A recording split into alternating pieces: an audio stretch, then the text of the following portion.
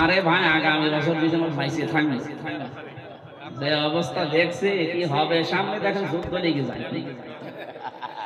আমরা প্রথমটা শুরু করছি, যেহেতু প্রথমে সূরা নাহাল আছে 112 নম্বর আয়াত, খুব ভালো করে আমি বাংলাদেশের সাথে খাপের খাপ মিলাবো ইনশাআল্লাহ। জবান খুলে আগে পড়ে নেই, একটু নড়াচড়া ওঠা এগুলো কম করবে, শুধু প্রসাব পায়খানা আর বিড়ি খাওয়া বাদ দিয়ে যেতে পারবে। বিড়ি খেতে পারেন, অনেকের নেশা আছে তো না খেলেও আপনি খেয়ে আবার চলে আসেন নাকি।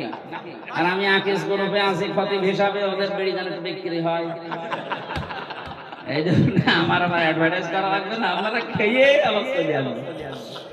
আমি চট্টগ্রাম আর সিলেটে বহু ইমাম সাহেবকে বিড়ি খেয়ে ফেলে দিয়ে নামাজে দাঁড়াতে বলেছি। তারা ইমাম সাহেব যদি বিড়ি খায় মুসল্লি তো গাঁজা খাওয়া, অন্তত গাঁজা পর্যন্ত যাবেন না, বিড়ি না না, এটাও ঠিক না। আমরা বলেছি আকিস সাহেবেরকে ছেলেরা আছে কয়েকজনকে বলেছি স্যার এগুলো বাদ দিয়ে দিন, ওনারা বলছে আমরা ছেড়ে দেওয়ার ইচ্ছে আছে, আমার বাবা যাই করেছে আমরা খাবার বানাবো। ওনাদের 65টার উপরে প্রোডাক্ট তৈরি হচ্ছে এখন বাংলাদেশে। আমি মনে হয় বিড়িটা ছেড়ে দিলে ওনাদের যে এখন অর্থ সম্পদ আল্লাহ দিয়েছে 14 বংশ বসে খাবে, টাকা ফোরাবে। সুতরাং এই হারাম কাজ যেটা, এটা ছেড়ে দেওয়া ভালো। কথাও দিয়েছে আস্তে আস্তে ছেড়ে দেবে, একবারে তো সম্ভব না। 12,000 কোটি, 14,000 কোটি, 20,000 কোটি এত টাকা একবারে ছেড়ে দেওয়া, এই জন্য ছেড়ে দিলে ভালো ইনশাআল্লাহ। সামনে এই আপনি বিড়ি খেতে যাচ্ছেন নাকি?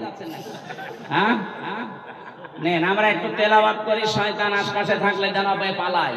বলেন আউযু বিল্লাহি মিনাশ শাইতানির রাজীম, বিসমিল্লাহির রহমানির রহিম। وضرب الله مثلا قرية كانت آمنة مطمئنة। এ পর্যন্ত সূরা নাহাল। কোন সূরা বললাম? তাফসীর করার জন্য এখানে অ্যাডভোকেট গাজী এনামুল হক সাহেব আছে, বহু পুরাতন মানুষ আপনাদের, কত আলেম বসে আছে। তাফসীরের মূল নীতি উসুলে তাফসীরের 13টা লেখা আছে। এটা তাফসীরে খাজেনের প্রথমে পাবেন। কোন আয়াত থেকে কথা বলতে হলে তার আগের আয়াত পরের আয়াতের সাথে সম্পর্ক কি, এইটা মাতৃভাষায় অর্থ, শুদ্ধ তেলাওয়াত, এরপরে ঐতিহাসিক প্রেক্ষাপট, শানে নজুল যেটা বলে ব্যাকগ্রাউন্ড, এরপরে এখানকার শিক্ষা কি, এরপরে শিক্ষা নিয়ে বাড়ি যাওয়া লাগবে, এগুলো আগে বলা লাগবে।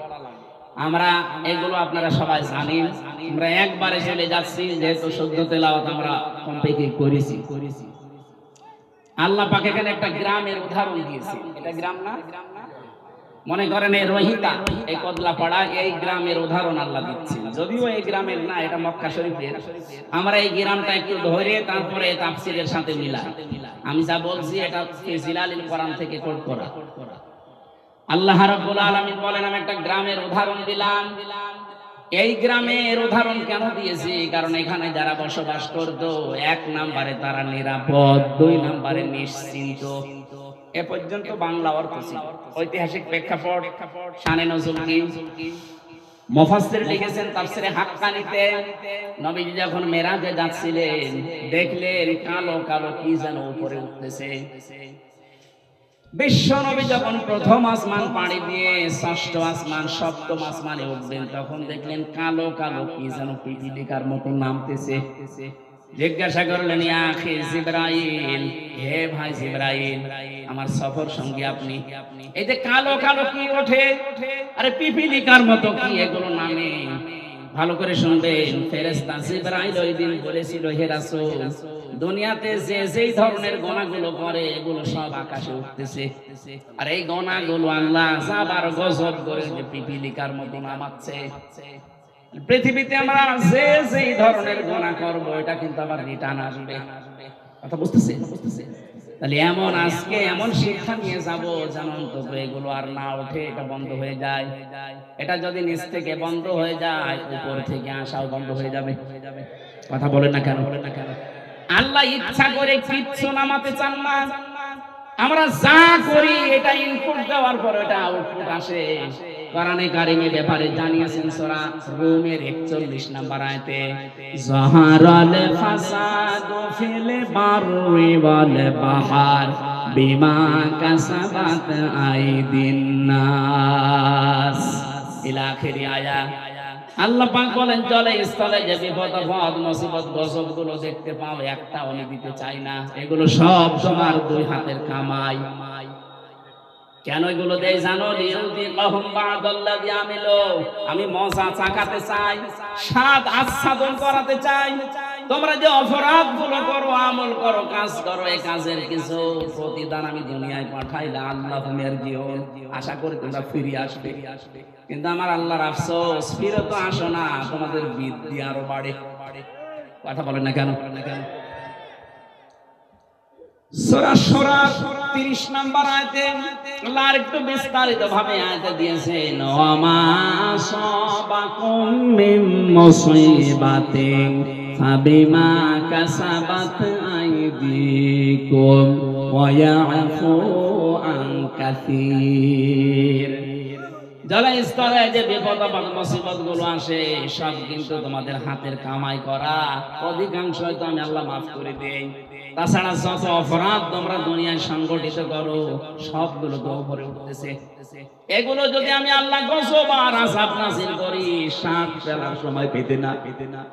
সুতরাং আমাদের উচিত হবে আয়াত থেকে শিক্ষা নেওয়া। আমরা দেখি আল্লাহ আয়াত দিয়ে কি জানাতে চাচ্ছেন। প্রথমে উদাহরণ দিচ্ছেন আল্লাহ, ওয়া দারাবাল্লাহু মাসালান ক্বরিয়াতান। দরাবা মানে দৃষ্টান্ত দেওয়া, এই দৃষ্টান্ত উদাহরণ উপমা দিচ্ছে কে?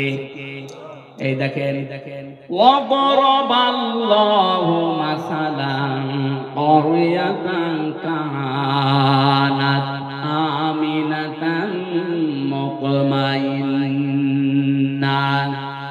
আল্লাহ বলেন আমি নিজে উদাহরণ দিলাম, উপমা দিলাম, দৃষ্টান্ত দিলাম একটা গ্রামের। কি সেই গ্রামে ছিল জানো? ওই গ্রামের মানুষগুলো নিরাপদ ছিল এবং নিশ্চিন্ত ছিল।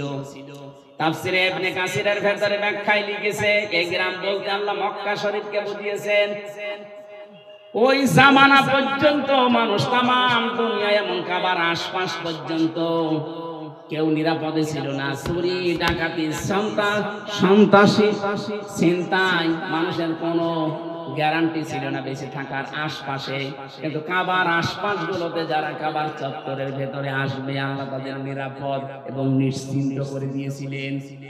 আল্লাহ বলেন এতটুকু আমি শেষ করিনি, ইয়াতিহা রিজকুহা রাগাদাম মিন কুল্লি মাকান।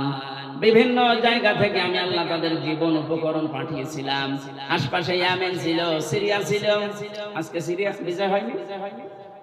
এই সমস্ত আশপাশ দেশ থেকে তাদের রিস্কের যে জীবন উপকরণ লাগে, রিজিক সব আমি পাঠাতাম।